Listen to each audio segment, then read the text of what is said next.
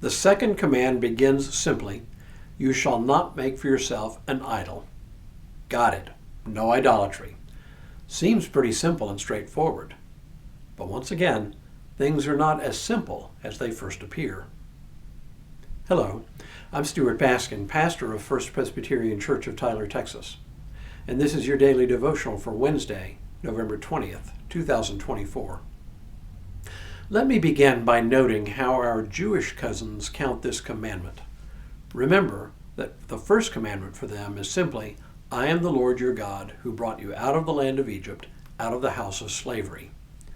The second commandment for them includes what we take as the first commandment and what we count as the second commandment all put together. "You shall have no other gods before me. You shall not make for yourself an idol." This certainly makes sense from a certain perspective. Idols and other gods are virtually synonymous.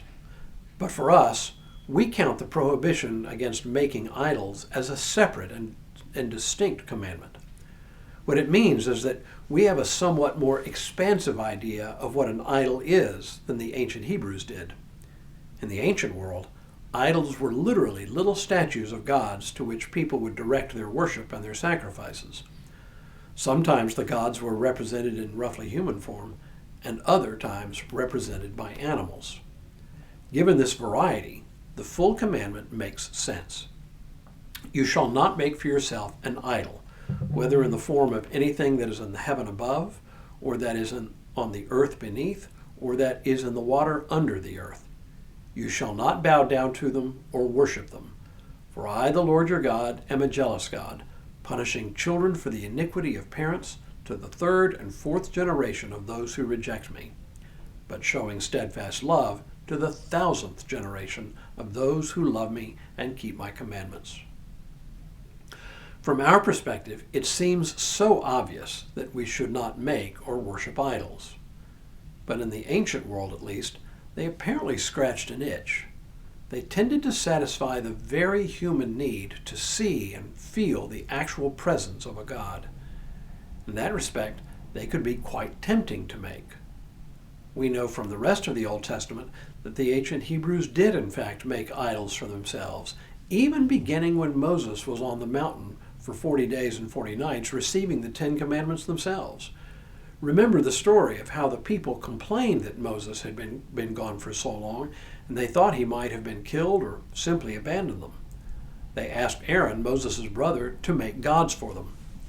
So Aaron gathered their gold jewelry, melted it down, and cast a golden calf for them, saying, "These are your gods, O Israel, who brought you up out of the land of Egypt." And we see repeatedly throughout the Old Testament that the worship of other gods, presumably including making and worshiping idols, continued throughout the generations, culminating in their exile in Babylon. This all reminds me of a well-known passage in St. Augustine's Confessions, where he said, "Our hearts are restless until they rest in thee." The human heart, the metaphorical center of our being as opposed to the literal organ, the human heart is fickle.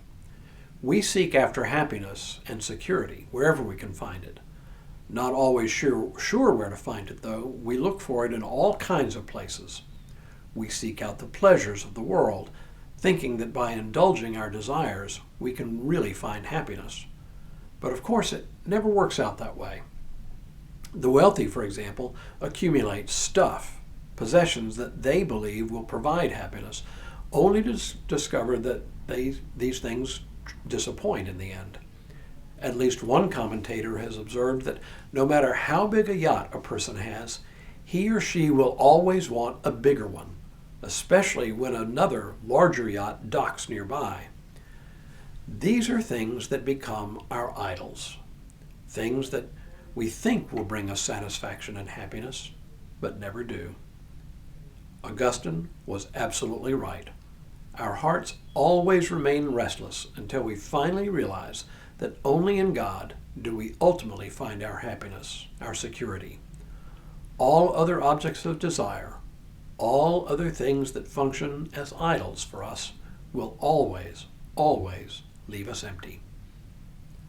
Tomorrow, a warning about misusing God's holy name. But for now, May God continue to bless you and keep you in all that you do this day and in all the days ahead.